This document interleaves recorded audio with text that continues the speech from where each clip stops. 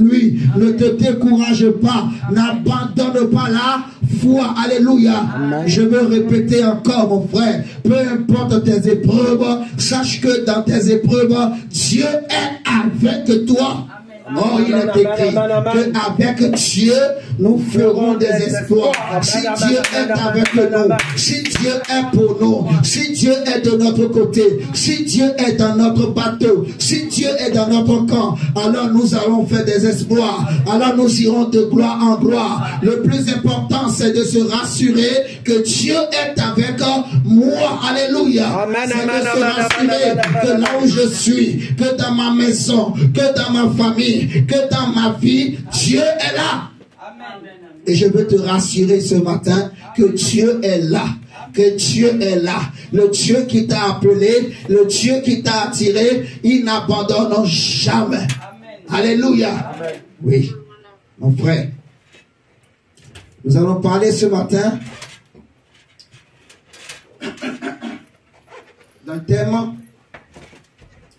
Moi, je pensais à autre chose, mais le Saint-Esprit m'a convaincu de parler de ce thème sur les avènements de Christ. Donc nous allons parler de les avènements de Christ. Nous allons parler de, on va dire, l'avènement de Christ. Notons seulement l'avènement de Christ. Mais nous allons parler de deux types d'avènements ce matin, au nom de Jésus. Notons l'avènement de Christ.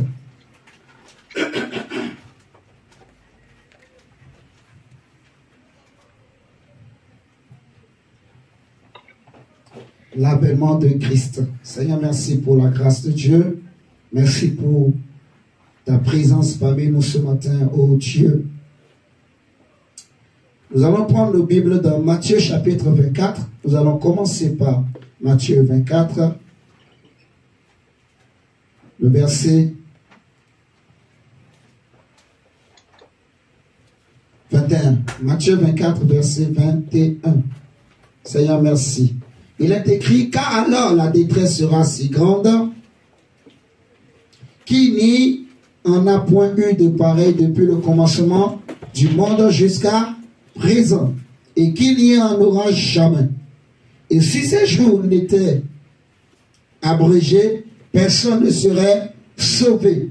Mais à cause des élus, ces jours seront abrégés. Alléluia. Si quelqu'un vous dit alors, le Christ est ici, ou il est là, ne le croyez pas, car il s'élèvera de faux Christ et de faux prophètes.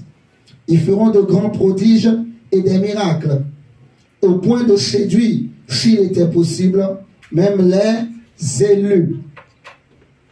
Au point de séduire, s'il était possible, même les élus. Voici, je vous l'ai annoncé. Verset 26. Si donc on vous dit, voici, il est dans le désert, n'y allez pas. Voici, il est dans les chambres, ne le croyez pas. Car, comme l'éclair part de l'Orient et se montre jusqu'en Occident, ainsi sera l'avènement du Fils de l'homme. On va relire encore du verset 26 au verset 27.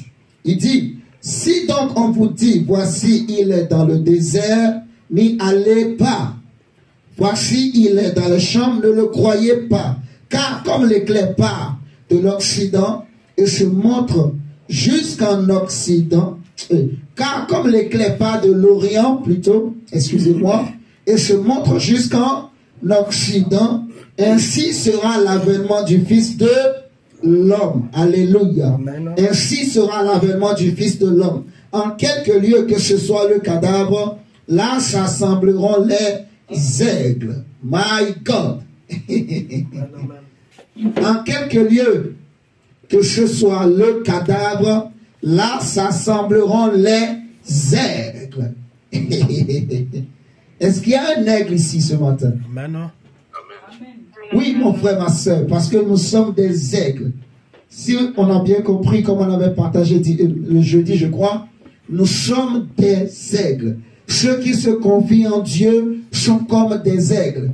Alléluia. Amen. Qui ont été nourris par le grand aigle. Le grand aigle. Le grand aigle, c'est notre roi, le Seigneur des Seigneurs, le Tout-Puissant, le number one, le Shiloh, celui qui était et qui sera et qui est au-dessus de tout, le El Elyon. C'est Jésus-Christ de Nazareth. Donc on dit, en quelque lieu que ce soit le cadavre, là s'assembleront les aigles. Frères et sœurs, retenez bien ça, c'est très très important. En quelque lieu que ce soit le cadavre attire les aigles. Le cadavre attire les aigles. Alléluia. Aussitôt après ces jours de détresse, le soleil s'obscurcira, la lune ne donnera plus sa lumière, les étoiles, excusez-moi, tomberont du ciel et les puissants des cieux seront ébranlés. Alors le signe du Fils de l'homme paraîtra dans le ciel. Toutes les tribus de la terre se lamenteront et elles verront le Fils de l'homme venant sur les nuées. Donc, au verset 27, on nous a parlé d'un avènement. Suivez-moi très bien, mes chers amis. J'ai dit que nous allons parler de l'avènement de Christ, mais il y a deux avènements de Christ que le monde attend aujourd'hui. Et nous allons parler des deux. Et par la grâce de Dieu, de la présence de Dieu qui est là, il y aura des choses peut-être que moi, mais je n'avais pas prévu que le Seigneur donne sur place comme ça. Donc, je te demande, mon frère, ma soeur, de me suivre très attentivement et tu vas bien comprendre la parole de Dieu. Dieu va ouvrir nos cieux. Alléluia. Amen. Au verset 27, on nous a parlé de l'avènement du Fils de l'homme. Et on a dit qu'en quelques lieux que ça semble, en fait, en quelques lieux qu'il y a le cadavre, c'est là que s'assemblent les aigles. C'est le premier avènement. Deuxièmement, on dit que, au verset 30, donc on dit, du verset 29 au verset 30, on va dire qu'après ces jours de détresse, le soleil s'obscurcira, la lune ne donnera plus sa lumière, les étoiles tomberont du ciel, et les puissances des cieux seront ébranlées. Alléluia. Les puissances des cieux seront ébranlées. Alors le signe du Fils de l'homme paraîtra dans le ciel. Toutes les tribus de la terre se lamenteront. Elles verront le Fils de l'homme venant sur les nuées du ciel avec puissance et une grande gloire. Il enverra ses anges avec la trompette retentissante et ils rassembleront ses élus des quatre vents depuis une extrémité des cieux jusqu'à l'autre. Ici, en fait, là on va s'arrêter d'abord. Le Seigneur a mélangé beaucoup de vérités ensemble, mais nous allons essayer d'expliquer pour que chacun comprenne, en fait. On a lu du verset 21 au verset 27. Vous allez remarquer avec moi que le Seigneur va dire que si ces jours n'étaient pas abrégés, personne ne serait sauvé. Au verset 22. Vous voyez? Personne ne serait sauvé. Si ces jours n'étaient pas abrégés, personne ne serait sauvé. Mais à cause des élus, ces jours seront abrégés. Premièrement, quand on parle de l'avènement de Christ, le mot avènement, ça vient du mot grec parousia. Vous voyez? Parousia qui veut dire donc une apparition en fait, une présence visible de Dieu, une présence manifeste de Dieu, visible, physique. Jésus dira dans Jean chapitre 4 que Dieu est esprit. Amen. Mais ici, la présence de Dieu qu'on appelle l'avènement de Christ, qu'on appelle parousia, ce n'est pas une présence cachée. Parce que Dieu, en tant qu'esprit, ça veut dire que physiquement, avec nos yeux physiques, on ne le voit pas. Il est caché pour nous. Vous me suivez ce matin? De la même manière que Jésus s'est fait chair et il a paru, il est venu au milieu des hommes. Donc, Dieu, quand on parle de l'avènement de Jésus, le Seigneur reviendra une deuxième fois pour chercher son église. Vous voyez? Ensuite, il reviendra une troisième fois, voilà, on va dire une troisième fois pour Israël. Est-ce que vous me suivez ce matin? Donc, on a déjà eu une première apparition en la personne de Jésus-Christ homme. Maintenant, la deuxième apparition, le deuxième avènement de Jésus que le monde attend. Donc, ce sera pour venir chercher l'Église. On est d'accord? La deuxième apparition physique de Jésus, ce sera pour chercher l'Église. Mais dans ce temps-là, quand Jésus reviendra pour chercher l'Église, il ne prendra plus une forme humaine. Il viendra en tant que Dieu avec sa gloire. Il descendra et il va s'arrêter dans les airs. On va le lire, on va voir tout ça. Et c'est là que les aigles vont monter. Les aigles vont monter pour aller à la rencontre de leur mère, de leur père, de leur chef. Alléluia. Parce que les aigles volent avec les aigles. Comme je disais le jeudi, un aigle ne peut pas voler avec un moineau. Sinon, il va prendre l'habitude des moineaux. Et quand le grand aigle blanc va descendre, quand le grand aigle va descendre dans les airs, tous les autres enfants de Dieu, que ce soit ceux qui étaient morts et ceux qui sont vivants, la Bible dit que ceux qui sont vivants, en un clin d'œil, leurs corps vont être transformés et ils vont revêtir l'immortalité, l'incorruptibilité. Et les morts en Christ, premièrement, au son de la trompette de l'archange, les morts en Christ, premièrement, ressusciteront avec un corps incorruptible. Et ensuite, les vivants seront transformés. Et tous, maintenant, ils vont monter. C'est pour ça que Jésus dit au verset 28 que en quelque lieu que soit le cadavre, là s'assembleront les aigles. On est d'accord? Amen.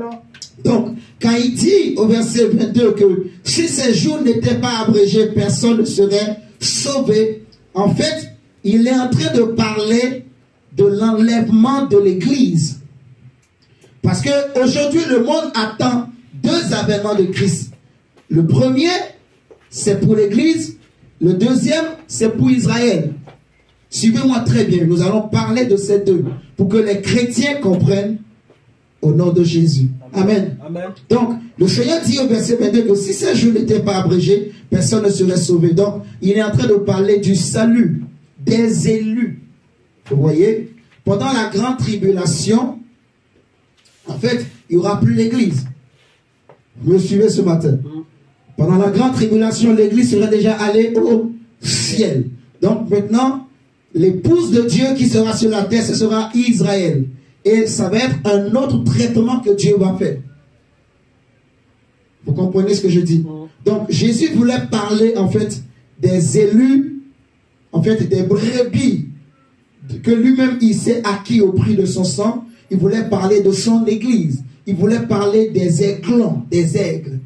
Donc, qui sommes les enfants de Dieu. Vous voyez? Et du verset 29 au verset 30, qu'on a lu, par exemple, il va dire que, donc, après ces jours, donc, après que l'église sera enlevée, donc, le soleil va s'obscurcir, la lune ne donnera plus sa lumière, les étoiles tomberont du ciel, les puissants des cieux seront ébranlés, ainsi de suite. Et alors, il y aura maintenant un autre signe. Le signe du Fils de l'homme paraîtra dans le ciel. Toutes les tribus de la terre se lamenteront. Et donc, c'est quand Jésus descendra maintenant, à cause de la promesse faite au Père des enfants d'Israël, Dieu va se souvenir de sa promesse à Abraham. Et le Seigneur va décider, comme il avait fait au temps de Moïse, il était descendu en Égypte pour juger Pharaon et toute l'Égypte, et il a libéré Israël de l'Égypte. Vous vous rappelez de la... Est-ce que nous sommes là ce matin? Amen. Donc de la même manière, le Seigneur descendra encore, vous voyez, maintenant pour juger les nations qui sont en train de faire souffrir Israël. Parce que, je vais vous expliquer quelque chose. Quand l'église sera enlevée, c'est là que l'homme impie va se faire connaître comme étant le sauveur du monde. Vous voyez, il va... Moi, je n'appelle pas l'apparition de l'homme impie même comme un avènement. Parce que ça va être quelque chose de normal, en fait. Il n'y aura rien de spectaculaire. Mais Jésus, sa venue, ça va être spectaculaire. Amen. Que ce soit pour chercher l'église, que ce soit pour venir sauver Israël. Nous allons bien expliquer, vous allez comprendre. Mais l'apparition de l'homme impie, déjà son esprit agit déjà, et il va apparaître juste pour tromper. c'est déjà prévu dans le plan de Dieu. Donc ce n'est pas un avènement spécial que voilà le monde attend. Non, on sait que ça va arriver. Quand l'Église va être enlevée, il ne pourra plus se cacher. Il va maintenant se présenter au monde comme étant celui qui va apporter la solution, qui va apporter la paix dans le monde. Je parle là de l'homme impie, vous voyez. Et donc, il va se faire passer comme étant le Messie. Et c'est là qu'il va réussir à tromper Israël. Comme Israël aujourd'hui, ceux qui n'ont pas cru en Jésus, ils attendent toujours la venue du Messie. Ils veulent rebâtir le 3e temple d'Israël. Vous voyez, ils ont déjà préparé tous les ustensiles. Ils ont tout préparé. Ils sont en train de se préparer. Ils veulent détruire même la mosquée qui est sur le mont du temple là, en Israël, à Jérusalem, vous voyez, pour rebâtir le 3e temple. Tu vois. Amen. Donc maintenant, l'homme impie va se présenter à eux comme étant le Messie qu'ils attendaient. Vous me suivez? Mais avec le temps, au bout de quelques temps, au bout de 3 ans et demi à peu près, ils vont se rendre compte que c'était un imposteur. Parce qu'il va commencer par leur demander de pratiquer des choses que la loi de Moïse interdit. Il va leur demander par exemple de l'adorer. Il va leur dire de sacrifier des porcs, des animaux impurs dans le temple. Vous voyez? Et c'est là que les Juifs vont se réveiller. Ils vont prendre conscience que lui là, il ne peut pas être le Messie. Parce qu'il est contre la loi de Dieu. Mais ce serait déjà trop tard. Le monsieur, il va les mater comme il faut. Il va les frapper. Il va les faire souffrir. Donc, ils vont commencer par crier à Dieu comme ils avaient fait en Égypte, en fait. Là, maintenant, ils vont réaliser qu'on a vraiment péché contre Dieu. On est perdu. Parce que quand Jésus était venu la première fois, ils ne l'ont pas reçu. Et c'est là que le Seigneur va dire, Jérusalem, Jérusalem, toi qui tues les prophètes qui te sont envoyés, combien de fois ai-je voulu rassembler ton peuple comme une poule rassemble ses poussins sur ses ailes. Mais maintenant, voici, puisque vous n'avez pas cru, en fait, votre pays, votre nation, votre terre vous sera laissé, tu vois, livré, jusqu'au jour où vous direz, béni soit celui qui vient au nom du Seigneur. Donc Jésus était en train de dire ce que les prophètes avaient déjà dit, il a confirmé et prophétisé, vous voyez. Donc, il arrivera un temps où ils vont maintenant réaliser que celui qu'ils avaient, en fait, renié, celui qu'ils n'avaient pas cru là, c'était lui réellement qui était le Messie. Mais c'est trop tard, Jésus n'est plus là. Et ils vont maintenant se repentir. Il y aura une grande repentance vraiment générale en Israël. Tous les Juifs du monde entier vont se repentir. Ils vont prendre le sac, ils vont porter le sac, ça va être vraiment une période de deuil national pour eux. Parce qu'ils vont maintenant réaliser que, en fait, Dieu était venu nous visiter et on l'avait abandonné. Jésus dira même que je suis venu au nom de mon Père. Vous ne m'avez pas accueilli. Mais si un autre vient en son propre nom, vous le recevrez. Vous voyez? Et c'est ce qui va se passer. Donc, quand ils vont se repentir, c'est là que maintenant, Dieu, comme Dieu a toujours fonctionné avec Israël, il va avoir compassion d'eux à cause d'Abraham, à cause de David, d'Isaac, de Jacob, leur père, leurs ancêtres, qui ont marché avec Dieu dans l'honnêteté, dans la vérité, qui ont eu une alliance avec Dieu. Est-ce que vous nous entendez en ligne? Ok, d'accord. Donc, le Seigneur reviendra, il descendra, et il va descendre sur une montagne qu'on appelle la montagne des Oliviers. Et ça va être maintenant son deuxième avènement. Et c'est là qu'on parle de la guerre d'Armageddon. Vous voyez? Donc ce sera un grand signe dans le ciel. Il descendra sur son cheval blanc. Et maintenant l'église, nous on a déjà fait la fête des noces au ciel. On descendra avec lui, avec les anges. Nous aussi on sera sur des chevaux. Je ne sais pas quel sera ton cheval, mon diable. Ou même le frère Rudel. Peut-être que toi et moi on sera côte à côte. Tu seras à ma droite, moi je serai là. On sera tous derrière Jésus. Hein? Dacia sera derrière. Maman Clarisse sera à côté là. Amen. Alléluia. Chacun, hein, on sera sur un cheval en train de chevaucher comme ça là. Alléluia. Amen. Et on viendra. Mais vous allez voir, on ne va même pas faire la guerre. Parce que la Bible dit qu'il y aura une épée qui va sortir de la bouche de Jésus. Alléluia. Gabriela, tu m'entends ce matin? Il y aura une épée qui sortira de la bouche de ton Dieu qui va frapper les nations. Alléluia. L'épée va frapper les nations. Donc, là, je crois que je suis en train d'aller, parce qu'il faut quand même enseigner. Je ne veux pas prêcher. Il faut vraiment poser les choses, parce que les gens comprennent bien.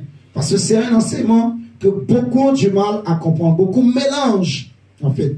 Donc, retenez, mes chers amis, que ici, dans Matthieu 24, quand Jésus a parlé, il a un peu mélangé des événements. Vous voyez? Et maintenant, il faut décortiquer pour bien comprendre. On va séparer ces événements. Donc, j'ai dit, on a lu du verset 21 au verset 27. Ça concerne la première venue de Christ. Vous comprenez ce que je dis? Ça concerne l'enlèvement de l'Église, le premier avènement de Jésus. Alléluia. Ok. On a dit que le mot avènement, ça vient du grec parousia, qui veut dire présence visible, apparition. Alléluia. Ok. Présence physique. Ok. On a dit que du verset donc 29 jusqu'à, par exemple, jusqu'à 31, c'est le deuxième avènement en fait. Vous voyez? Là, je m'intéresse pas encore à la suite de Matthieu 24. Donc, il y aura deux avènements de Jésus que le monde attend, en gros. Il y a l'enlèvement de l'Église et il y a la troisième, la venue de Jésus pour sauver Israël, pour justifier Israël. Amen. Amen. D'accord. L'enlèvement de l'Église, c'est quoi? L'enlèvement de l'Église, c'est une promesse que Jésus a faite à son Église. Lorsque nous prenons Jean chapitre 14, avant que Jésus ne remonte au ciel, Gabriel va nous lire, on va lui passer le micro. Jésus, il va faire une promesse à ses disciples dans la parole de Dieu. Et c'est de là que est née justement cette espérance, cette attente des chrétiens de monter au ciel. Alléluia. Jean chapitre 14, le verset 1 à 3. Jean chapitre 14, verset 1 à 3. Je veux l'ange du Seigneur. Que votre cœur ne se trouble point. Croyez en Dieu et croyez en moi. Il y a plusieurs demeures dans la maison de mon Père. Si cela n'était pas, je vous l'aurais dit. Je vais vous préparer une place. Et tu peux répéter encore? Répète encore plus fort, s'il te plaît. Merci. Il y a plusieurs demeures dans la maison de mon Père. Il y a plusieurs demeures dans la maison. Relis du verset 1, s'il te plaît. Que votre cœur ne se trouble point. Que votre cœur ne se trouble point. Ok? Croyez en Dieu et croyez en moi. Croyez en Dieu et croyez en moi. On y va, merci. Il y a plusieurs demeures dans la maison de mon Père. Voilà. Il y a plusieurs demeures dans la maison de mon Père. Hein? Si cela n'était pas, je vous l'aurais dit. Je vais vous préparer une place. Continue, verset 3. Et lorsque je m'en serai allé et que je vous aurai préparé une place, je reviendrai et vous prendrai avec moi. Je vous prendrai avec moi. Afin que là où je suis, vous y soyez aussi. Amen. On peut s'arrêter là. Merci. Donc le Seigneur a fait cette promesse avant de monter au ciel. La Bible dit par exemple dans Jean chapitre 13 que voyant, donc la Bible dit au verset 1 dans Jean chapitre 13 que avant la fête de Pâques, Jésus, sachant que son heure était venue de passer de ce monde au Père, et ayant aimé les siens qui étaient dans le monde, mit le comble à son amour pour eux. Donc il va leur laver les pieds, ainsi de suite. Et c'est dans cette même circonstance-là que le Seigneur va faire cette promesse aux premiers disciples. Vous voyez ce que je suis en train de dire? Amen. Et c'est les premiers disciples qui vont nous faire passer aussi l'information à nous qui sommes chrétiens aujourd'hui. Et on a lu dans Jean 14, Jésus dit que votre cœur, qui ne se trouble point. Croyez en Dieu, croyez aussi en moi. Parce que il y a plusieurs demeures dans la maison de mon Père. En fait, le Seigneur se souciait beaucoup pour ses disciples, ces hommes et ces femmes qu'il venait de prendre et qu'il avait formés. Vous voyez, il se posait la question, je vais partir, je vais les laisser, les abandonner. Non, il ne voulait pas. C'est pour ça qu'il va dire dans la prière sacerdotale dans Jean chapitre 17, le Seigneur a dit quelque chose qui est fort dans Jean chapitre 17, verset 24. Gabriel, tu peux nous lire. Donc, tu vas lire beaucoup aujourd'hui. Jean 17, verset 24. Merci. Jean 17, verset 24.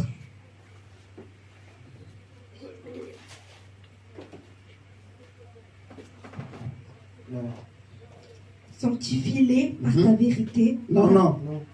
Jean 17, verset 24.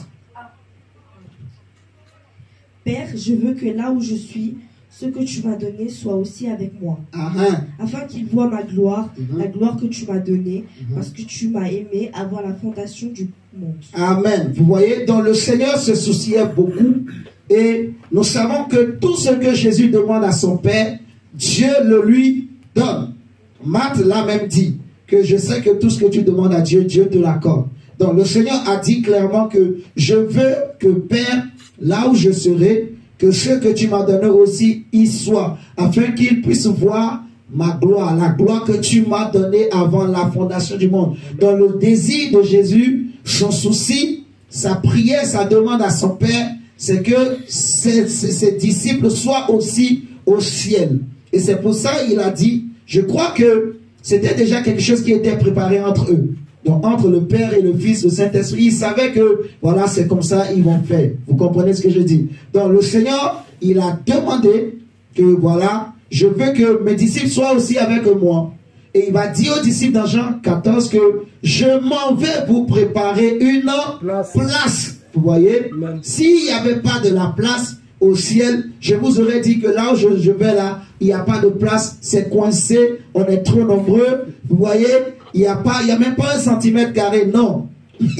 Au ciel, il y a beaucoup de place, je vais te dire mon frère. Peu importe le nombre des hommes qui peuvent exister sur la terre, peu importe les races. Parce que dans l'Apocalypse, on a dit, on a élevé l'agneau, on a dit que tu es digne de prendre le livre aux 7 sceaux parce que tu as racheté des hommes de toutes les nations, de tous les peuples, de tous les tribus. Vous voyez? Des hommes et des femmes, des petits et des grands, des jaunes, des noirs, des blancs, ça n'existe pas des hommes violets, mais des hommes de toutes les couleurs. Vous voyez?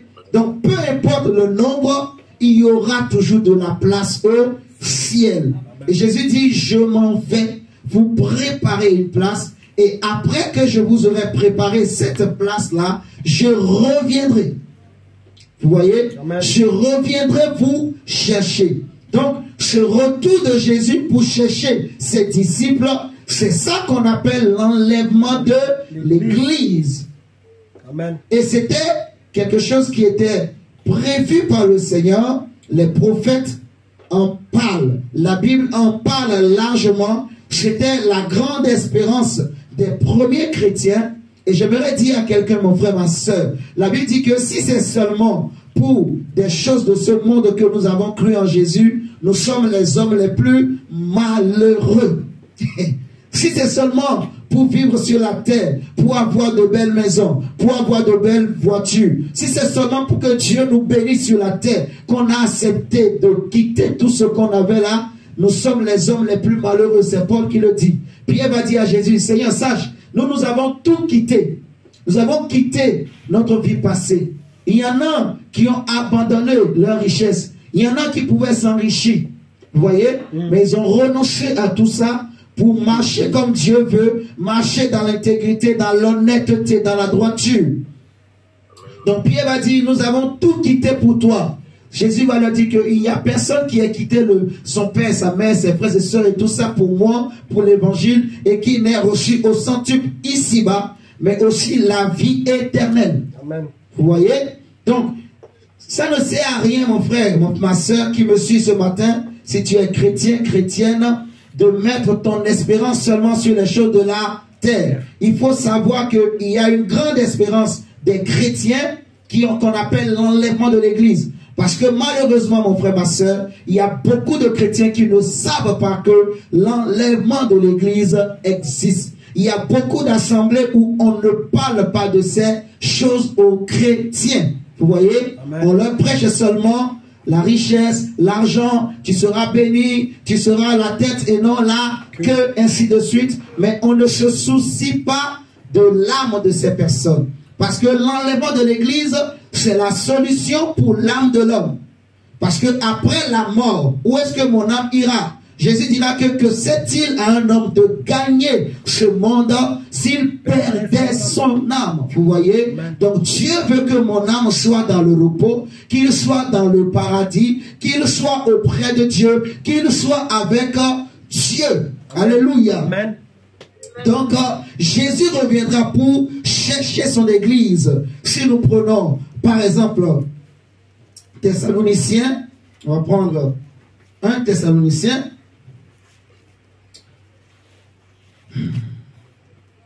Chapitre 4, 1 Thessaloniciens chapitre 4, le verset 13. On va demander à Dylan de nous lire, s'il te plaît. 1 Thessaloniciens chapitre 4, verset 13. On va lire du verset 13 au verset 18. 1 Thessaloniciens chapitre 4.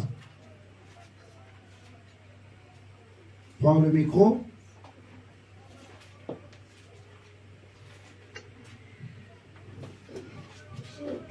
Je vais lire au nom du Seigneur. Amen. Nous ne voulons pas, frères et sœurs, vous laisser dans l'ignorance au sujet de ceux qui sont décédés, afin que vous ne soyez pas tristes de la même manière que le reste des hommes, qui n'ont pas espérance. En effet, puisque nous croyons que Jésus est mort et ressuscité, nous croyons aussi que Dieu ramènera par Jésus et avec lui ceux qui sont morts. Car voici ce que nous déclarons d'après une parole du Seigneur, nous qui serons restés en vie au moment où le Seigneur viendra, nous ne précédons pas ceux qui sont morts. En effet, au signal donné, sitôt que la voix d'un archange et le son de la trompette divine retentiront, le Seigneur lui-même descendra du ciel, et ceux qui sont morts unis à Christ ressusciteront les premiers. Ensuite, qui seront restés en vie à ce moment-là, nous serons enlevés ensemble avec eux dans les nuées pour rencontrer le Seigneur dans les airs. Ainsi, nous serons pour toujours avec le Seigneur. Encouragez-vous donc mutuellement par ces paroles. Amen. Acclamons la parole du Seigneur. Amen. Au nom de Jésus. Merci Seigneur. Ok. La Bible dit, car si nous croyons que Jésus est mort et qu'il est ressuscité, croyons aussi que Dieu ramènera par Jésus et avec lui ceux qui sont morts. Vous voyez? Jésus dit, en fait Paul dit par le Seigneur que Dieu ramènera par Jésus ceux qui sont morts, il va les ramener à la vie. Et il va dire au verset 15, et ça c'est très important. Voici en effet ce que nous vous déclarons d'après la parole du Seigneur. C'est très important, c'est d'après la parole de Dieu que Paul le dit. Donc Dieu avait dit cette parole, le Seigneur avait dit cette parole quand il était venu sur la terre et les disciples le savaient. Est-ce que vous me suivez ce matin? Amen. Quand il dit d'après la parole du Seigneur, c'est une parole que Jésus avait dit. Il avait expliqué aux disciples. Vous voyez, il y a des choses que les disciples n'ont peut-être pas écrit qu'il avait dit, qui se sont transmis oralement. Est-ce que vous me suivez ce matin? Amen. Donc c'est le Seigneur qui a fait cette promesse et que les disciples savaient. Et Paul aussi qui était de l'époque de Jésus, même si au début il n'était pas disciple de Jésus, mais après il s'est converti. Donc il a appris la parole que Jésus avait dit. On est d'accord? Oui. Donc il dit, voici ce que nous vous déclarons d'après la parole du Seigneur. Nous les vivants, restés pour l'avènement du Seigneur, nous ne dévancerons pas ceux qui sont morts, car le Seigneur lui-même a un signal donné à la voix d'un archange et au son de la trompette de Dieu. descendra du ciel. Donc, le Seigneur descendra du ciel à un signal donné, à la voix d'un archange et au son de la trompette de Dieu. Dieu descendra du ciel. Jésus descendra du ciel. Vous voyez? Donc, la Bible dit qu'il descendra du ciel et les morts en Christ ressusciteront premièrement.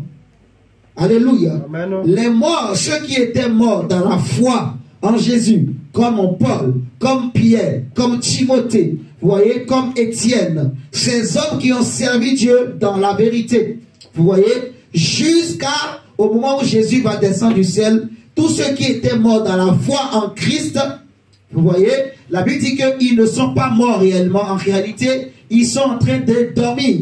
Donc quand Jésus viendra, quand l'ange ou l'archange, je vais dire pour être plus précis, l'archange va sonner la trompette de Dieu. La trompette, le signe, en fait, le son de la trompette sera comme un signe, vous voyez.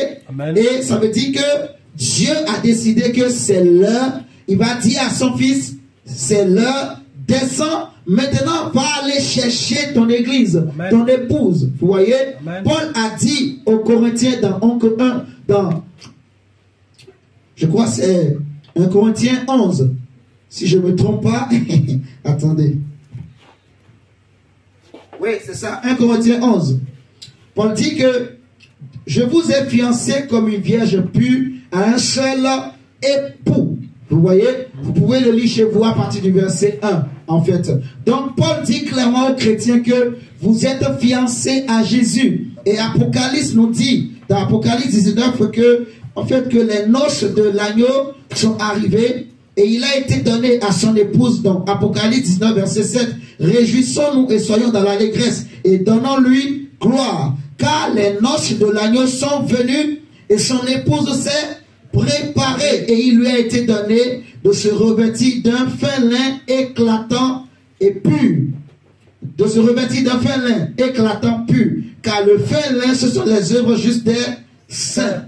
Vous voyez? Amen. Donc, à un signal donné, quand le Père va décider que c'est l'heure de faire venir l'Église au ciel, l'archange va sonner, il va recevoir le signal de la part du Père et il va sonner la trompette. Quand il sonnera la trompette, le Père va dire, en fait c'est le signe que le Père est en train de donner au Fils, c'est l'heure, mon fils, descends sur la terre, va aller chercher ton épouse, ton église. Alléluia. Amen. Donc, en fait, c'est que les apôtres qui étaient morts avant nous, ils ne sont pas encore montés. Est-ce que vous suivez? Amen. Dieu les a placés quelque part où ils sont en train de se reposer et ils nous attendent. Amen. Ils nous attendent. Donc, ce sont nos frères, nos sœurs, vous voyez, qui nous attendent. Nous, peut-être, on ne les connaît pas, mais ils nous connaissent. Les anges qui sont au ciel, mon frère, ma soeur, peut-être que toi, tu ne connais pas leur nom. Tu ne sais même pas combien ils sont. Mais est-ce que vous savez que les anges te connaissent? Les anges connaissent ton nom, ma soeur Clarisse. Les anges te connaissent, ils savent où tu habites. Ils savent que tu es notre soeur. Tu es la fille de notre Père. Vous voyez? C'est-à-dire la fille de Dieu. Tu es la servante de notre Père. Donc les anges nous appellent mes compagnons de service. Nous sommes tous au service d'un seul Seigneur, d'un seul Maître, d'un seul Dieu. Et nous avons un même Père. C'est notre Dieu. Alléluia. Donc, les anges nous appellent frères. Et ce jour-là, quand l'archange va sonner, la Bible dit que premièrement, le Seigneur descendra du ciel. Vous voyez? Amen. Donc, il y a quand même un ordre, en fait, dans lequel les choses vont se faire. Le Seigneur descendra. Et quand Jésus descendra, ensuite maintenant, du côté des hommes, ceux qui étaient morts avant Jésus vont maintenant ils vont être ressuscités. Donc peut-être que si leur corps avait pourri dans la tombe, mais quand l'archange va sonner, par la puissance de Dieu, le corps va se reconstituer et en même temps il va être transformé. Amen. Est-ce que vous comprenez ce que je suis en train de dire? Amen. Je dis le corps qu'ils avaient, qui avait pourri, va se reformer, mais en même temps il sera transformé. Et donc, ils étaient morts, Mais de la même manière que Jésus était ressuscité, le Saint-Esprit est descendu du ciel, il est rentré dans la tombe, dans le corps de Jésus. Ces hommes-là vont se reformer dans leur tombe et l'esprit de vie va descendre du ciel, va rentrer dans les tombes, dans le monde entier, vous imaginez? Même dans la mer, s'il y avait des chrétiens qu'on avait sacrifiés, on les avait jetés parce que, vous savez, quand l'église était née, l'église a connu beaucoup de persécutions. Il y a eu beaucoup de martyrs. Des hommes qui ont été martyrisés. Ils ont été tués à cause de leur foi en Jésus. Même aujourd'hui encore, ça existe. Mais on ne connaît pas tous. Mais il y en a qui, à cause de leur foi, on les a tués. Vous voyez? Ce n'est pas qu'on les a tués par la sorcellerie, mais on les a tués physiquement, avec des armes physiques. Vous voyez? Il y en a, on peut tirer sur lui à cause de sa foi. On peut je sais pas, aujourd'hui, il y en a qui coupent la tête, on peut couper la tête. Vous voyez? À cause de sa foi en Jésus. Vous voyez? Donc, ces gens-là, ce sont des martyrs de Dieu. Et donc, en fait, tous ces morts-là vont se réveiller, se ressusciter. Ils vont être ressuscités en un clin d'œil. Quand on dit un clin d'œil, ça dit que, même pas en une seconde. Une seconde, c'est même encore beaucoup. Donc, ça va tellement se faire vite, Gabriel. Tu m'entends ce matin? Alléluia. Amen. Fais coucou à Jésus. Ok. Donc, en un clin d'œil, mon frère, ma soeur, les morts vont être ressuscités. Et quand les morts vont être ressuscités, la Bible nous dit que, ensuite, au verset 17 de 1 Thessaloniciens 4, que nous, les vivants qui serons restés, nous serons tous ensemble enlevés avec eux sur des nuées à la rencontre du Seigneur dans les airs. Et ainsi, nous serons toujours avec le Seigneur. Consolez-vous donc les uns et les autres par ces paroles. Donc, ici, on nous dit clairement qu'il y aura 3 mouvements, même 4. Là, quand je sonne, Jésus descend et les morts ressuscitent et les vivants, donc nous allons monter. Parce qu'il dit ensuite, nous les vivants qui sont restés, nous serons tous ensemble enlevés. Donc, il y aura des nuées qui vont nous porter comme Élie a été enlevé, Élie a été séparé avec Élisée par des chats de feu, il a été emporté, vous voyez, par la même nuée, en fait.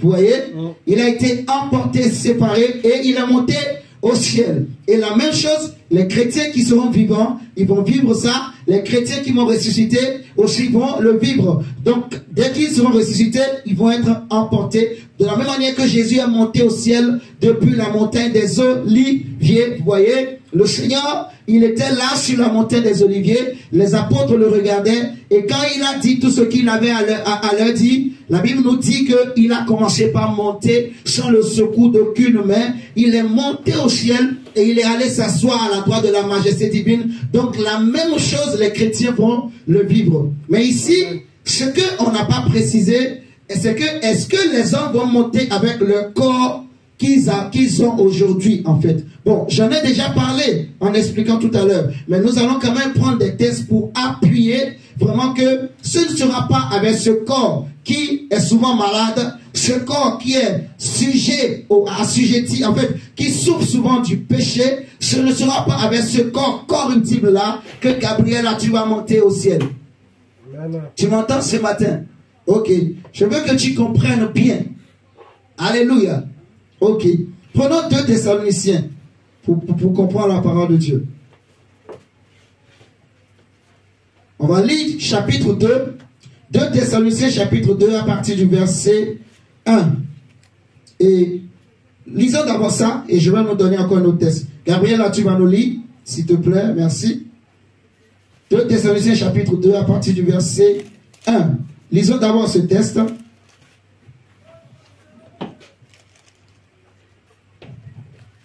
Pour ce qui concerne l'avènement de notre Seigneur Jésus-Christ et notre réunion avec lui, nous vous prions, frères, de ne pas vous laisser Attends, on dit, pour ce qui concerne l'avènement de notre Seigneur Jésus-Christ et notre réunion. Est-ce que vous me suivez? Ça veut dire qu'il y aura, c'est une réunion en fait, c'est une rencontre, mais cette rencontre va se passer où? Ce ne sera pas sur la terre ferme, comme on a lu dans 1 Thessaloniciens chapitre 4. On a dit que nous allons monter à la rencontre du Seigneur dans les airs. Ça veut dire que quand Jésus descendra, il s'arrêtera dans les airs à un niveau donné. Vous voyez? Et nous allons monter à sa rencontre. Donc, en tant que des aigles. Ok? Maintenant, ici, on nous dit, pour ce qui concerne l'avènement de notre Seigneur Jésus-Christ et notre réunion avec lui, c'est-à-dire cette rencontre-là. Vous voyez? C'est un rendez-vous divin qui est connu de Dieu. C'est Dieu qui connaît la date, le jour, l'heure, l'année. Alléluia. On y va.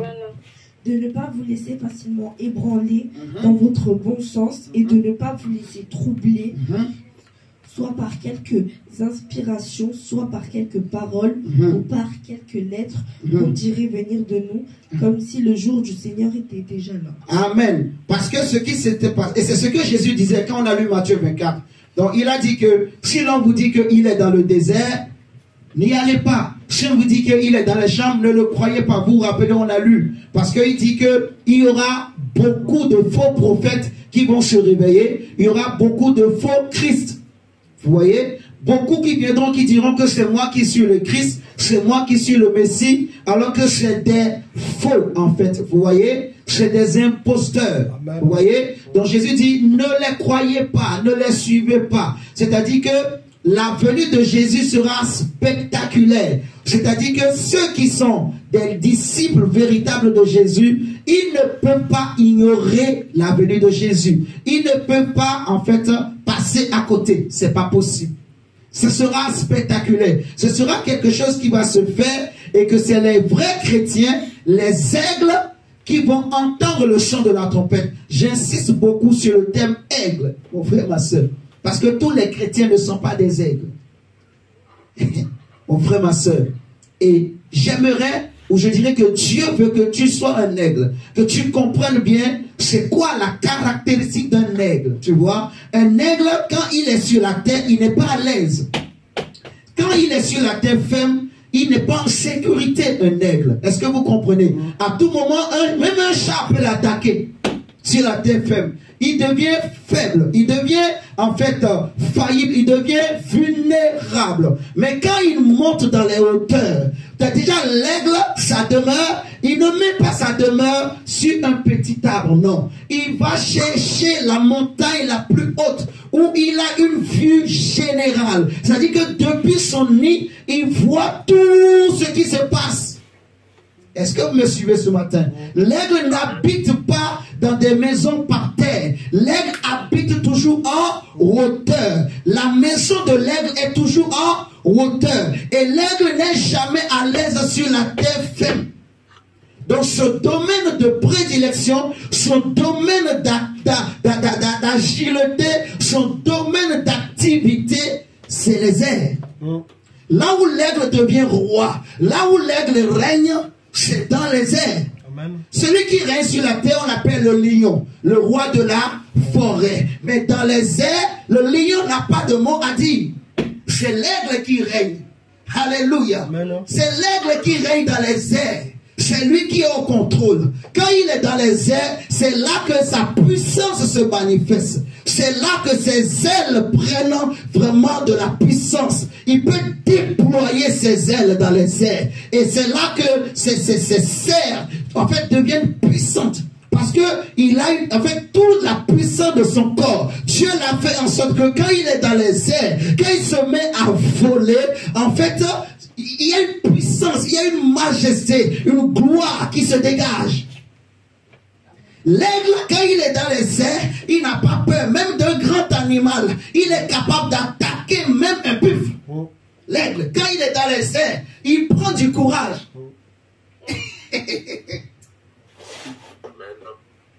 Je ne sais pas si vous me comprenez ce matin.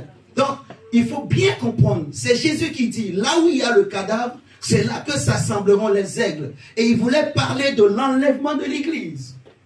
Vous me suivez ce matin. Il voulait parler de son retour. Donc, quand les élus vont s'assembler autour de lui, c'est juste une figure, une image qu'il a pris pour montrer que, en fait, que c'est vrai qu'il y aura beaucoup de faux. Il a dit ne les suivez pas. Mais quand le vrai arrivera, en fait, on n'aura pas besoin de te dire. La Bible dit que le Saint-Esprit convainc notre cœur que nous sommes enfants de Dieu. Donc, c'est une conviction qui va être dans ton cœur. Et j'aimerais nous amener quelque part pour comprendre que, en tant qu'aigle, nous ne pouvons pas ignorer le temps dans lequel nous sommes en train de vivre aujourd'hui. En tant qu'aigle, nous ne pouvons pas, passer à côté de l'enlèvement de l'église. Nous ne pouvons pas rater. Non.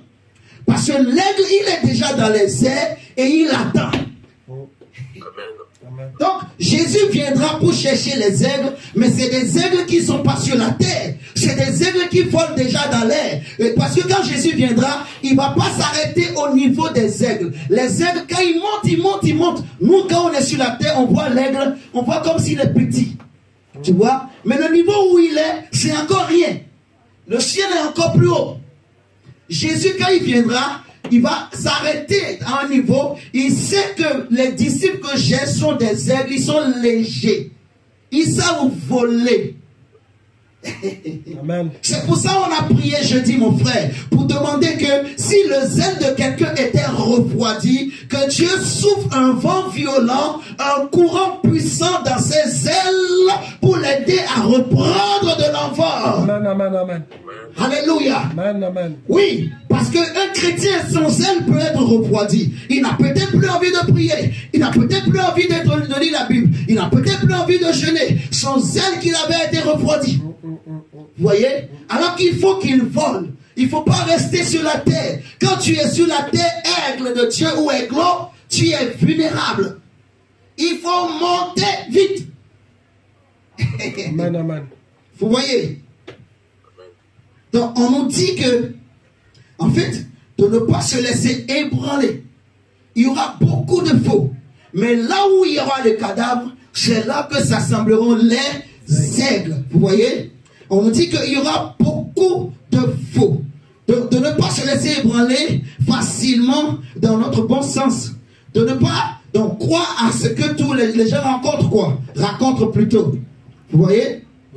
On dit qu'à l'avènement de Christ. On dit, donc que personne ne vous séduise, verset 3. D'aucune manière, car il faut que l'apostasie soit arrivée auparavant. Il faut que l'apostasie soit arrivée auparavant et qu'on ait vu paraître qui? L'homme du péché, le fils de la perdition, l'adversaire qui s'élève au-dessus de tout ce qu'on appelle Dieu et de ce qu'on adore, jusqu'à s'asseoir dans le temple de Dieu, se proclamant lui-même Dieu. Donc, il y a plusieurs signes qui, en fait, nous aideront à connaître, en fait, la période, l'époque, le moment. On ne pourra peut-être pas connaître la date exacte, mais on peut savoir, ça c'est le moment, ce n'est plus tard, ça peut arriver à tout moment. Il y a quelque chose qui m'a interpellé dernièrement, mon frère. J'étais en train de méditer la parole de Dieu et je me rends compte que le prophète Élie, avant de monter au ciel, il savait que Dieu allait l'enlever. Oh. Donc, je me suis dit, normalement la Bible dit que personne ne connaît ni le jour ni l'heure, si ce n'est que le Père, même pas le Fils ni les anges. Mais comment Élie, avant qu'ils ne soient enlevés, il savait que Dieu allait l'enlever. Non seulement Élie le savait, mais Élisée qui était au pied de Élie aussi savait que Élie, mon père, va aller au ciel, Dieu va l'enlever. Non seulement Élisée savait, mais aussi les fils des prophètes aussi savaient que Élie, le père, il va monter au... Ah, j'ai commencé par dire, oh Seigneur, mais il y a quelque chose quand même. Comment la Bible dit que personne ne sait, mais eux, ils savaient. C'est là que Dieu commence à ouvrir mon intelligence. Mon frère, ma soeur. On ne connaîtra peut-être pas le jour exact. Vous voyez? Élie savait que c'est mon temps, je vais partir. C'est comme Paul. Plusieurs fois, on a emprisonné Paul. Mais chaque fois, il disait toujours aux chrétiens, je sais que Dieu va me libérer, je sortirai, je viendrai vers vous. Mais la dernière fois qu'on l'a emprisonné, Paul savait que cette fois-ci-là, je ne sortirai plus d'ici. Et c'est là qu'il a écrit à son fils Timothée pour dire que j'ai combattu le vrai combat, j'ai j'ai achevé la course. Tu vois que mon temps est arrivé de partir. Paul le savait. je sais pas, c'est des aigles, mon frère. Parce qu'ils sont dans les airs, ils sont sur la terre, mais ils sont en hauteur. Élie était sur la terre, mais c'était un homme de montagne. Un homme qui vivait sur la montagne. Quand les rois ont envoyé des gens pour chercher Élie, quand ils sont venus, ils n'ont pas trouvé Élie dans la plaine. Ils ont vu Élie au sommet de la montagne. Et ils ont dit, prophète de Dieu. Le roi a dit, descends. Non. Comment vous pouvez dire à un prophète de descendre du sommet de la montagne alors qu'il est un nègre? C'est là où il est à l'aise. Il est à l'aise au sommet des montagnes. Sa maison est au sommet des montagnes. Mon frère, on va continuer l'enseignement. On nous dit, avant que Jésus n'arrive, mon frère, il y a des signes qui vont arriver, mon diacre. Que personne ne vous séduise. D'aucune manière, car il faut premièrement qu'il y ait l'apostat. Vous me suivez? Amen. Il faut qu'il y ait l'apostasie. Et qu'on ait vu paraître l'homme du péché. Donc il y a deux choses. L'apostasie et l'apparition de l'homme impie. Vous voyez? L'apparition de l'homme du péché, qu'on appelle aussi l'homme impie, le fils de la perdition, ou l'adversaire qui s'élève au-dessus de tout ce qu'on appelle Dieu, ou de ce qu'on adore, jusqu'à s'asseoir dans le temple de Dieu, se proclamant lui-même Dieu. Vous voyez? Donc, avant que l'Église ne soit enlevée, on verra ces choses. C'est-à-dire que les vrais chrétiens sauront que ça, c'est fini. Aujourd'hui, regardez autour de nous. Dieu nous a donné les signes. Nous sommes nous-mêmes des chrétiens, des aigles, des hommes et des femmes de signes. Vous voyez? Nous sommes un peuple de signes.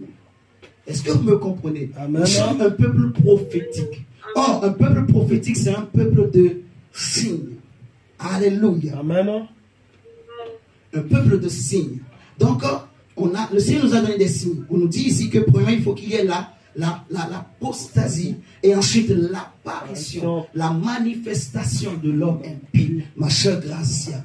Aujourd'hui, quand nous regardons autour de nous dans le monde, ne voyez-vous pas qu'il y a l'apostasie, que les forts deviennent faibles, que ceux qui étaient droits, en fait, ils ont abandonné leur droiture. Ceux qui étaient au sommet du montagne, les soldats ont dit, prophète de Dieu descend. Là où Élie a dit que le feu tombe et vous consume, les prophètes sont descendus.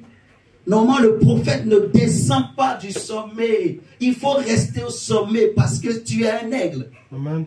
Est-ce que vous comprenez? Amen. Mais aujourd'hui, les prophètes aujourd'hui de notre époque, quand je dis prophète, je veux parler des prédicateurs, des enfants de Dieu. Donc, beaucoup sont en train de descendre du sommet de la montagne. Beaucoup sont en train de descendre de leur sainteté. Beaucoup sont en train de descendre de leur crainte de Dieu. Beaucoup sont en train de descendre de leur sanctification. Est-ce que vous êtes en train de comprendre? C'est-à-dire, beaucoup sont en train d'abandonner la saine doctrine. Beaucoup sont en train d'abandonner la vérité pour se corrompre à cause de l'amour du siècle présent, à cause de la séduction, à cause du péché, à cause du ventre, à cause de la faim, à cause de la souffrance, à cause des difficultés. Parce que mes frères, ce qui s'est passé, quand Jésus a dit aux disciples que je reviendrai, les disciples ont entendu 20 ans après, 10 ans après, 40 ans, jusqu'à ce que les premiers apôtres sont morts. Mais quand les apôtres, ils ont vu, ils ont continué à croire. Et ils sont morts dans la foi. Comme la Bible nous dit dans Hébreu.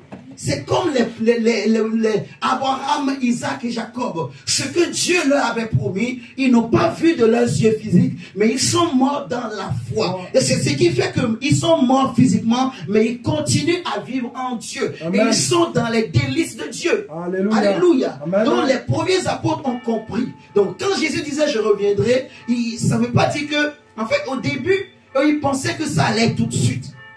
Ils pensaient que ça allait être peut-être 5 ans après. Peut-être, dis donc, ils ne voulaient même pas se marier. Ils ne voulaient même rien faire, les premiers chrétiens. Vous voyez? Parce qu'ils se disaient que Jésus peut arriver, ça peut être même dans un mois. En fait, ils étaient prêts. Je ne sais pas si vous comprenez. Mais c'est pour ça que Paul va dire aux chrétiens que, pour moi...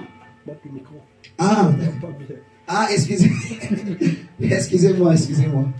C'est pour ça le Seigneur Jésus, Paul plutôt disait aux Corinthiens que, pour moi, je vous dirais même que ce n'est pas le temps de se marier. Que celui qui était marié se considère comme n'étant pas marié. Que celui qui avait une femme se considère comme n'ayant pas de femme. Parce que je crois il dit que pour moi, ces choses d'avant vous, en fait, vous amenez dans la distraction. Vous voyez, vous empêchez de mieux parce que pour eux, c'est que Jésus est déjà là. À tout moment, il peut descendre. Mais ils ont vu le temps passer, le Seigneur n'est pas arrivé. Alors, il y a eu des gens qui ont commencé par dire, des chrétiens, des gens qui étaient convertis, ils se sont découragés. Ils ont commencé par dire, mais il a promis, il va arriver. Ça fait longtemps. Donc, il y a eu maintenant des moqueurs, des païens qui ont commencé par se moquer des chrétiens. Votre Dieu a dit, il va venir. Comme les chefs juifs s'étaient moqués de Jésus à la croix. Si vraiment Dieu l'aime, que Dieu le sauve. S'il est vraiment fils de Dieu qui descend de la croix, Jésus était resté inébranlable. Ceux qui disaient ne le touchez pas. Alléluia. Amen. Ça n'a pas changé quoi que ce soit à ce que Jésus était. Ils ont parlé, mais Jésus était allé au tombeau, il est ressuscité, il est monté au ciel, il est assis sur son trône. Mais eux, ils sont morts, ils sont maintenant allés en enfer. Vous voyez ce que je suis en train de dire? Donc, les premiers chrétiens, les vrais, ils sont restés fermes. Vous voyez? Et c'est ce que l'apôtre Pierre va nous dire, qu'il y en a qui aujourd'hui, ils vont commencer par se moquer de nous. Ils vont dire, mais il a promis d'arriver, ça fait des années, ainsi de suite. Ce n'est pas parce que l'enlèvement n'a pas encore eu lieu que ça n'aura jamais lieu. Ça aura lieu. Amen. La Bible dit que Dieu a abrégé. Regardez avec moi, 2 Pierre. On va lire ça, et après, on va prendre. Prenons d'abord 1 Corinthiens, parce que je vous ai dit, on va prendre ce texte, pour que je n'oublie pas. On va prendre 1 Corinthiens 15.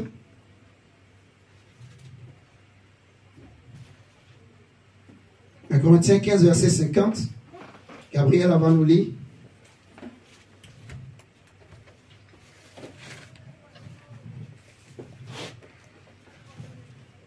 Ce que je dis, frère.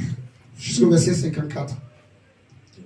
Ce que je dis, frère, ce que la chair et le sang ne peuvent hériter le royaume de Dieu et que la corruption n'hérite pas l'incorruptibilité.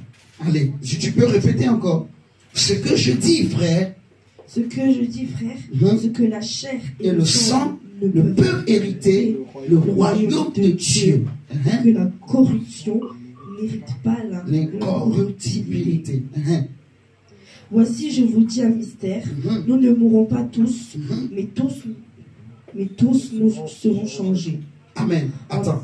Il dit, nous ne mourrons pas tous. Mais qu'on soit mort ou qu'on soit vivant, on sera quand même changé. Est-ce que nous sommes là avec moi? C'est ce que je disais tout à l'heure. Donc, que ce soit ceux qui étaient morts ou ceux qui seront vivants au moment où l'enlèvement de l'église aura lieu, il y aura une transformation du corps.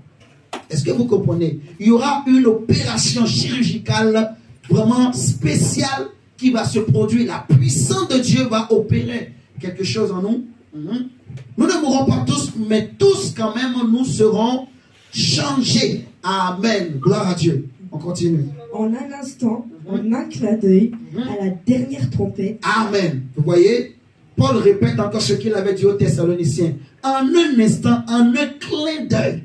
Donc, moins d'une seconde, à la dernière trompette. La dernière trompette, mon frère, ma soeur. Et j'aimerais dire à quelqu'un que nous sommes en train de sonner la dernière, nous sommes à l'époque de la dernière trompette, en fait. Tu vas comprendre avec moi. On continue.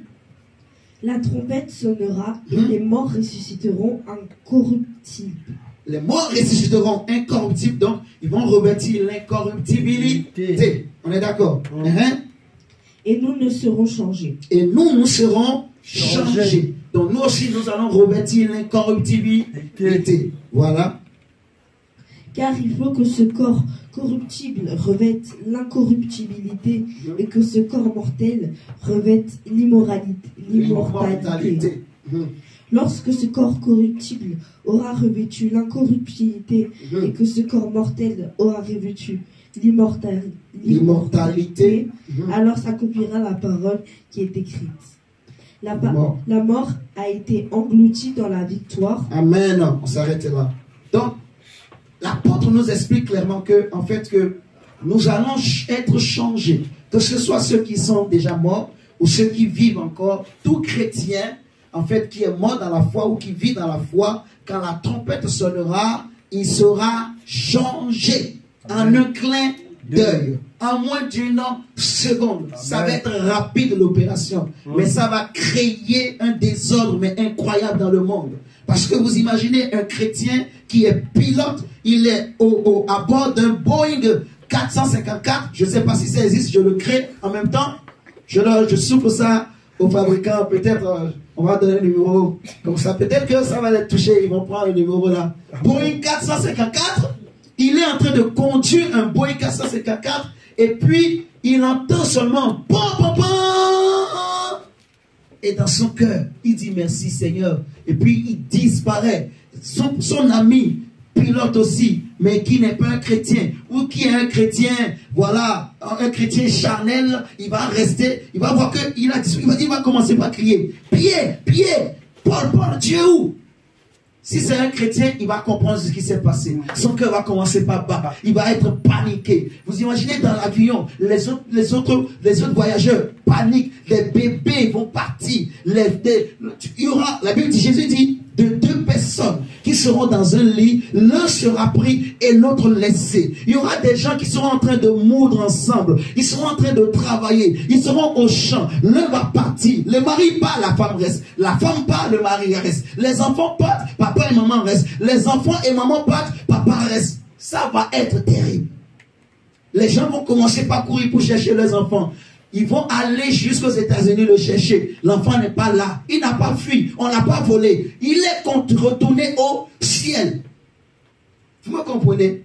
Quand Dieu avait enlevé Élie, les fils des prophètes ont dit à Élisée, cet élément, l'Éternel a pris et il l'a amené sur une autre montagne. Laisse-nous, on va aller le chercher, on va le ramener. Il leur a dit, n'allez pas. Mais ils ont insisté. Il a dit, ok, allez-y. Ils ont fait des jours.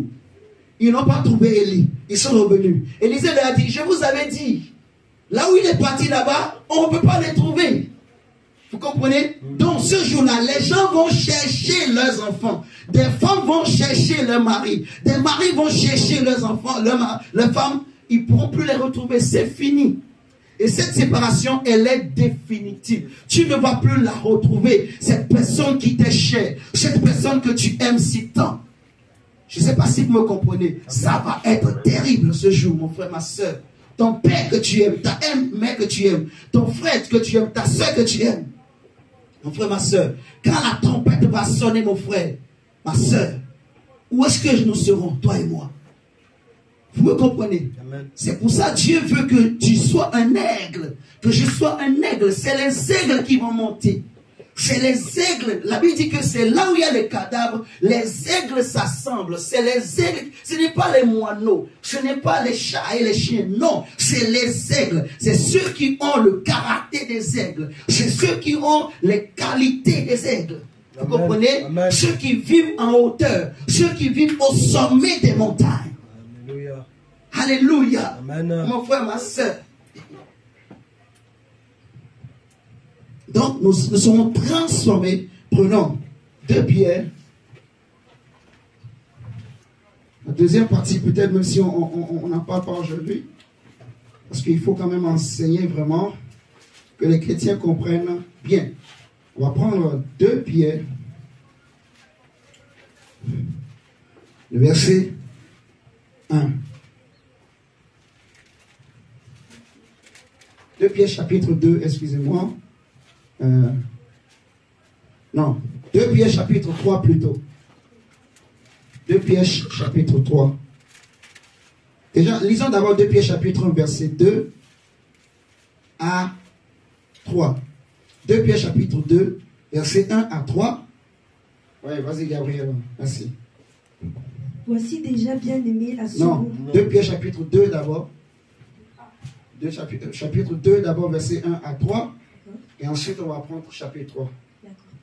Il y a eu parmi le peuple de faux prophètes, et il y aura de même parmi vos deux faux docteurs. Parmi vous de faux docteurs. Parmi vous de faux docteurs qui introduiront des sectes pernicieuses et qui craignant le maître qui les a rachetés attireront sur eux une ruine soudaine. Plusieurs les suivront dans leur dissolution.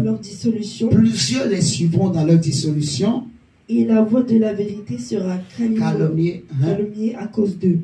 Par cupidité, ils trafiqueront de vous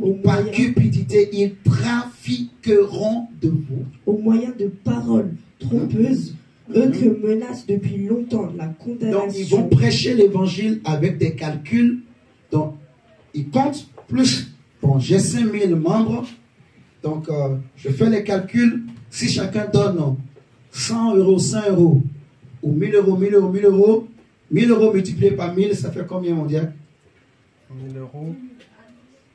1 million. 1 million d'euros. 1000 euros fois 1000. Non, non, non. Non, c'est 1 million. 1 million. 1000 euros fois 1000.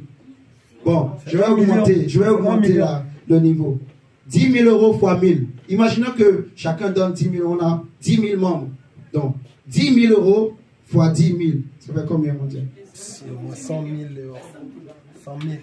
Bon, Darcia a dit ça fait beaucoup d'argent. Donc, on ne peut pas compter, quoi. Bon, on va faire plutôt 10 000 euros fois 1000. Fois 1000. 10 millions. Maintenant, 10 000 euros fois 10 000. C'est beaucoup d'argent. Je répète, 10 000 euros fois 100, ça fait combien? Bon, 1000 euros fois 1000, ça fait combien? Non, 1000 euros fois 10, ça fait 10 000. 1000 euros fois 10, ça fait 10 000. 1000 euros fois 100, ça fait 100 000. 100 000. 1000 euros fois 1000, ça fait 1 million. 1 million. Maintenant, 1000 euros fois 10 000. Non. Non. C'est en ligne. 1000 euros fois 10 000, ça fait combien? 10 millions. 10 millions. Non, 10 millions. Ça fait 10 millions. Donc, maintenant, 10 000 euros fois 10 000 alors, mon diacre. Ça fait beaucoup. Ça fait 100 millions d'euros. Ça fait 100 millions. Vous voyez? Donc, on dit, ils trafiqueront de vous au moyen de paroles trompeuses. Vous voyez? Par cupidité. C'est-à-dire que ça va être des prédicateurs qui, en fait, leur conscience a été cauterisée, leur conscience a été marquée par le péché, donc ils ont perdu l'espoir. Pour eux, Jésus ne reviendra plus. Vous voyez?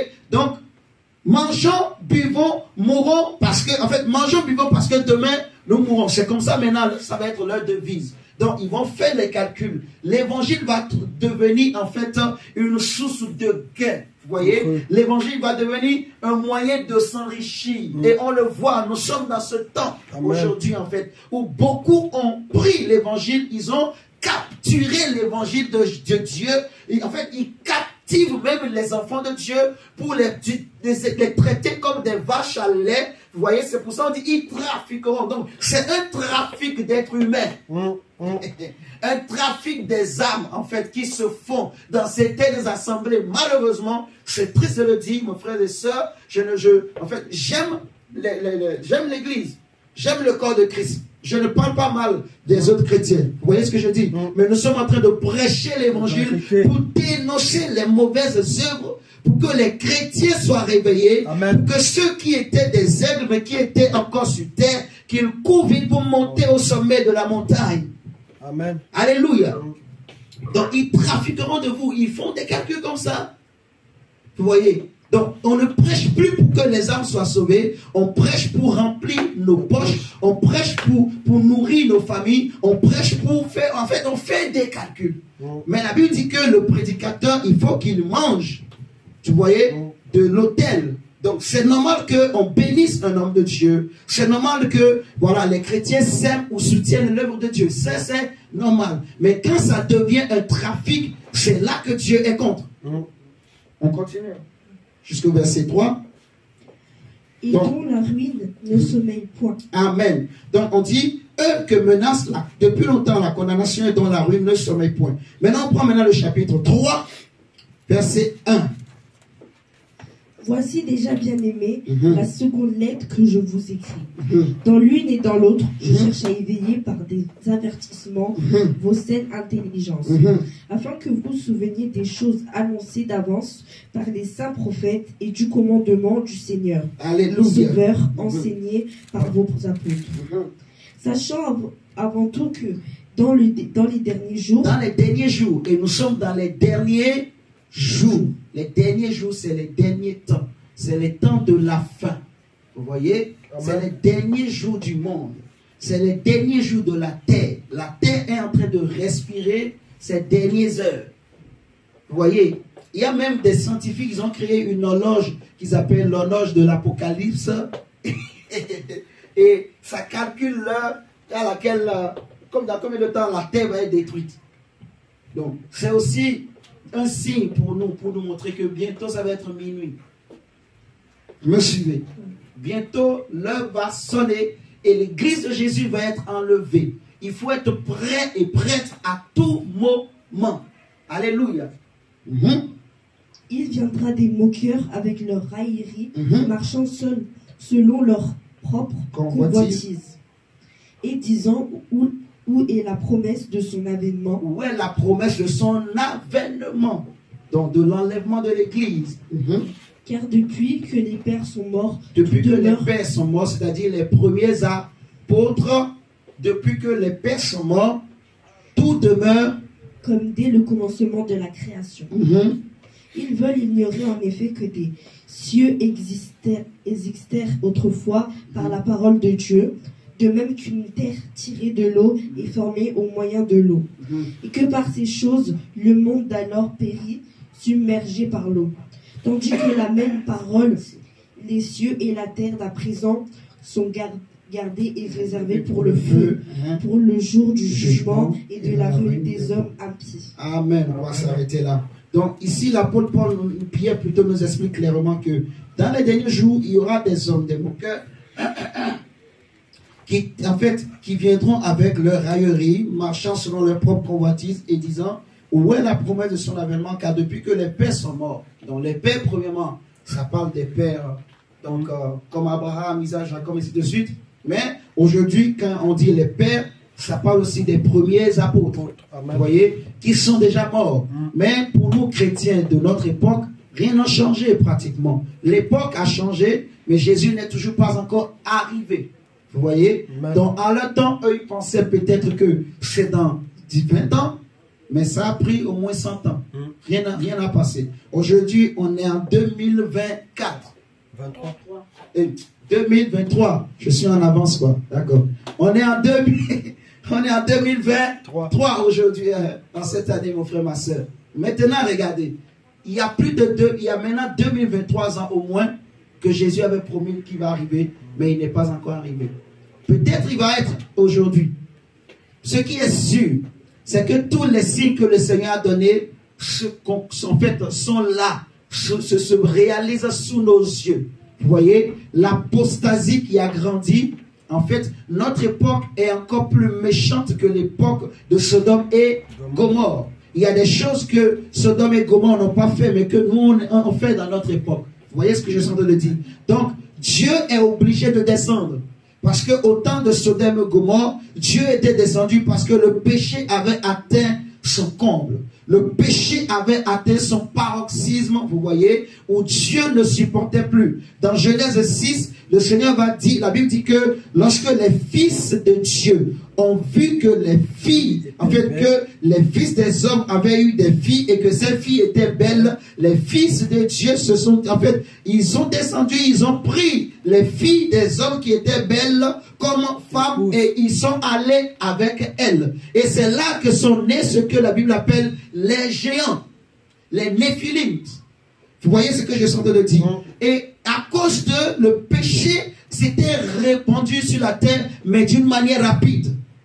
Parce que Adam et Ève avaient déjà péché, la race humaine avait déjà péché, mais la naissance des géants était encore un grand péché. Les anges ont péché, les hommes aussi ont péché. Le péché avait pris une ampleur, mais incroyable sur la terre. La méchanceté. C'était des créatures qui mangeaient, mais comme pas possible.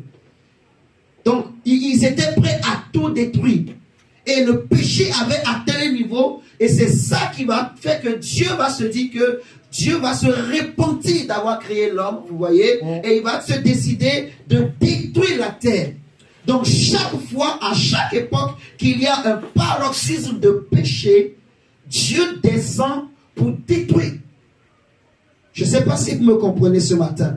Alléluia. Donc autant de Noé, à cause du péché, le Seigneur est descendu, il a détruit par les eaux. C'est ce que l'apôtre Pierre le dit. Vous voyez, ils veulent ignorer en effet que des cieux existaient autrefois par la parole de Dieu, de même qu'une terre tirée de l'eau et formée au moyen de l'eau. Et que par ces mêmes choses, le monde alors périt. Donc par l'eau, le monde d'avant a été péri. Donc il veut parler de la période de Noé. Vous voyez, où la terre qui était tirée de l'eau a été détruite aussi par l'eau, le déluge. Vous voyez, à cause du niveau de péché. Le Seigneur était descendu pour détruire Sodome et Gomorrhe. Il va dire à Abraham que, en fait, comment on appelle ça? Les cris sont montés jusqu'à moi et je descends pour aller voir si vraiment les choses qu'on me dit sont vraies. Ça veut dire que, imaginez, il y a des anges qui font des rapports à Dieu que vraiment ce qui se passe à Sodome et Gomorrhe, c'était grave. Donc, au temps de Noé aussi, il y avait aussi des anges, des gens, en fait, des esprits, je peux dire, que Dieu avait placés qui faisaient des rapports à Dieu. Il y a ce qu'on appelle le livre de souvenirs. Sachez qu'il y a dans le royaume de Dieu, il y a tout. Il y a des anges qui sont là, qui surveillent nos faits et gestes, qui font des rapports à Dieu, qui notent tout ce que chacun fait. Vous voyez? Et quand Dieu voit son rapport, il voit que ça devient trop haut, le Seigneur descend. Et dans notre époque, le péché a atteint un niveau extrême. Mes chers amis, en fait, et c'est ça où, en fait, ça inquiète. Dans le sens où, vous voyez, un chrétien, normalement, doit être un nègre. C'est-à-dire un homme éveillé. Un homme d'une conscience très éveillée, très développée. J'avais dit la dernière fois que l'homme charnel, c'est le chrétien, en fait, il a son esprit réveillé, mais son âme n'est pas renouvelée. Et l'homme animal, donc c'est l'homme qui, en fait, sa vision est limitée. Donc, il y a une conscience limitée. En fait, sa conscience se limite à ce qu'il voit. Et ça, c'est grave. Vous voyez? Ça veut dire que sa conscience, c'est le monde physique qu'il voit. Si tu lui demandes, que vois-tu? Comme Dieu avait demandé à Jérémie, il va te dire, je vois une chaise. Il voit que ça, pour lui, même un homme animal, pour lui, si tu lui dis Dieu existe même, il ne croit pas. Vous croyez? Mais vous voyez ce que je dis? Mais un homme charnel, un chrétien charnel, qui est censé avoir une conscience renouvelée, régénérée. Il y a des chrétiens aujourd'hui qui ignorent, en fait, dans quel temps nous sommes, qui ignorent ce qui se passe, donc qui continuent de vivre dans le péché, en fait. Je ne sais pas si vous me comprenez. Qui néglige la prière, qui néglige la parole de Dieu, la connaissance. Un chrétien doit chercher à connaître la parole de Dieu, à connaître la vérité. Parce que c'est plus tu connaîtras c'est quoi la vérité, c'est elle qui va t'éclairer. La Bible dit que ta parole est une lampe à mes pieds, une lumière sur mon sentier. Vous voyez? Je crois que la deuxième partie, on va le faire la prochaine fois, par la grâce de Dieu, peut-être dans la semaine, ou si le Saint-Esprit me convainc, on fera ça dimanche prochain, pour que tout le monde puisse vraiment suivre, parce que c'est un enseignement. C'est très important de bien comprendre. Nous sommes en train de parler de l'avènement de Christ. Aujourd'hui, nous avons parlé de l'enlèvement de l'Église, mais il y a aussi un deuxième avènement de Christ qui concerne Israël. Et chrétien, tu dois savoir. Parce que, en fait, Israël est un signe pour l'Église. Vous voyez? L'Église aussi est un signe. En fait, non, je vais m'exprimer autrement. Israël, l'Église sont des signes pour le monde. Donc, l'état de l'Église, en fait, ça indique au monde l'horloge de Dieu. L'État d'Israël aussi indique au monde l'horloge de Dieu. Je ne sais pas si vous me comprenez. Je vais répéter. L'Église est un signe pour la terre. L'Israël aussi est un signe de Dieu pour la terre. Donc, l'état dans lequel se trouve l'Église, ça montre au monde que, voilà, Dieu se prépare à agir ou Dieu attend encore. L'état dans lequel se trouve Israël, ça indique aussi au monde, en fait, la suite de l'accomplissement des prophéties bibliques. Donc, en fait, est-ce que Dieu va frapper maintenant ou il attend encore? Donc, les prophéties bibliques sont en train de s'accomplir. Vous voyez? Et les prophéties bibliques parlent de l'Église, de Jésus. Donc, si ça parle de Jésus, ça parle de l'Église. Vous voyez? Et d'Israël. Vous êtes en train de comprendre. Donc, le chrétien doit être éveillé. Ce n'est pas le temps, mon frère, de vaquer aux occupations de ce monde. Il faut premièrement chercher à se cacher en Dieu. Il faut monter au sommet de la montagne. J'aime beaucoup cette image. Les militaires ont dit, Élie, descends. Élie a dit non. Moi, c'est pas moi je vais descendre, c'est le feu qui va descendre et vous consumer. Moi, je ne descendrai pas. Mais c'est le feu qui va descendre à ma place et vous consumer. Mais quand un autre est venu, il va dire, homme de Dieu, ne me tue pas comme les autres aussi sont morts. C'est là l'ange va lui dire, vas-y. Est-ce que vous comprenez ce que je suis? Vous comprenez ces images-là? Un enfant de Dieu est un aigle. Il faut être au sommet de la montagne. David dit, je lève mes yeux vers les montagnes, d'où me viendra le secours. Le secours ne vient ni de l'Orient, ni de l'Occident, mais le secours me vient de l'Éternel des armées. On va se lever, mon frère, ma soeur, et on va dire merci à Dieu pour sa parole pour ce matin. Et nous allons prier encore, pour répéter encore cette prière à Dieu, pour dire à Dieu, Seigneur, je désire que ta présence vienne rencontrer mon âme, vienne rencontrer mon esprit, vienne rencontrer mon cœur, mes pensées, le sentiment, mes désirs en moi, que ta présence habite et demeure en moi ce matin. Et nous allons dire encore une deuxième prière à Dieu, que Seigneur, que tu souffles le vent de ton réveil, le vent de ton esprit dans mes ailes, afin que, en tant qu'un aigle, que je puisse monter au sommet de la montagne pour aller faire. Ne coupe pas encore un moment, Dieu, s'il te plaît. Ok. Donc, élève la voix, mon frère, ma soeur.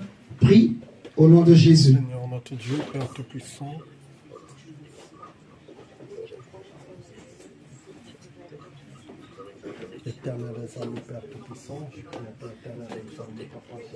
Élève ta main au ciel pendant que tu pries à Dieu pour recevoir la grâce de Dieu, pour recevoir la force, pour recevoir le don de Dieu.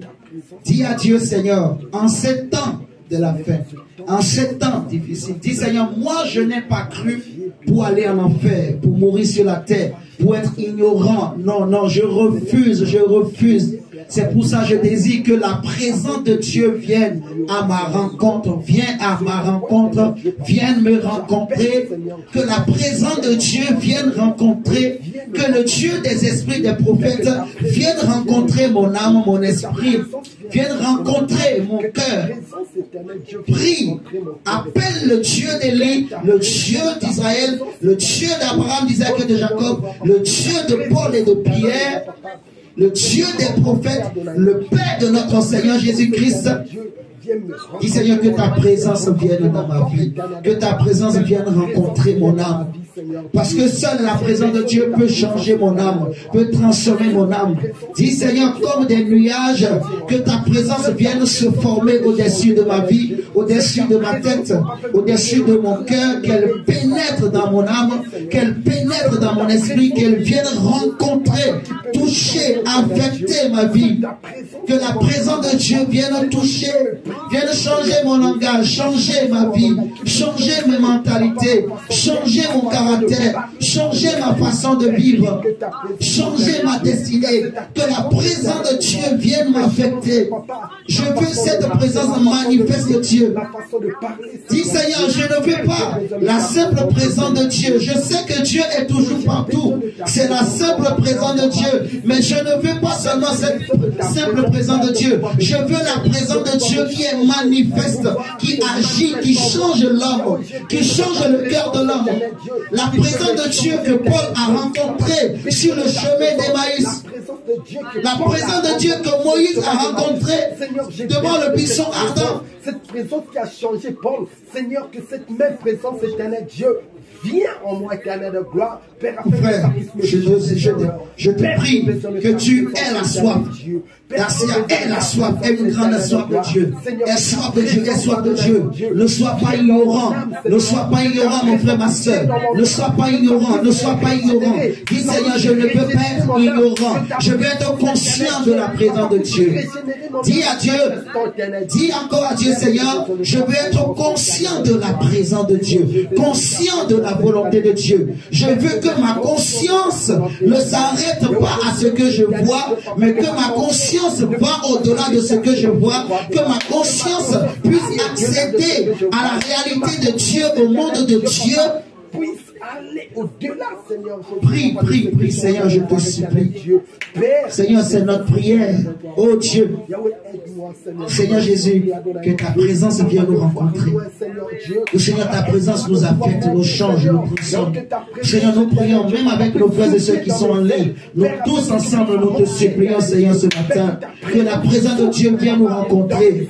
Que Seigneur, ta présence, oh Dieu, Seigneur, vienne nous changer, nous affecter, nous transformer, nous préparer. Seigneur, pour le retour de Christ, Seigneur, que nous soyons des aigles, que Seigneur, notre demeure soit au sommet de la montagne comme Élie, que Seigneur, notre demeure soit au sommet de la montagne. Seigneur, souffle le vent de Dieu dans nos ailes et que Seigneur, notre zèle pour les choses de Dieu augmente, que notre zèle pour les choses de Dieu soit réveillé, Seigneur, que tu réveilles le zèle pour la prière, le zèle pour l'adoration, le zèle pour la méditation, le zèle pour la parole de Dieu, le zèle pour la sanctification, pour la crainte de Dieu, que le vent de Dieu vienne réveiller le zèle, réveille le zèle. Seigneur, que la joie, la soif de prier, Seigneur, nous anime encore.